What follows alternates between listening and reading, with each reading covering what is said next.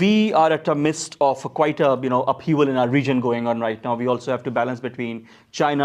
Often we have been people say we are Chinese colony. Then we have America on one side. Then we have hostile neighbor on the eastern front. We have security concerns on the western front.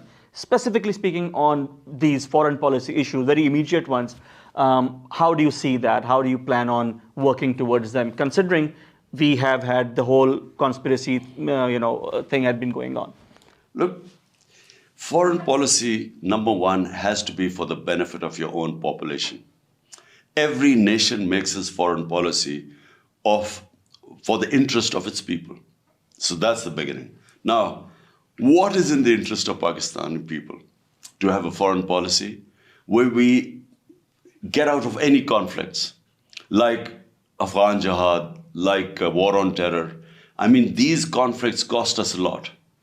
We suffered, especially the war on terror. 80,000 Pakistanis died.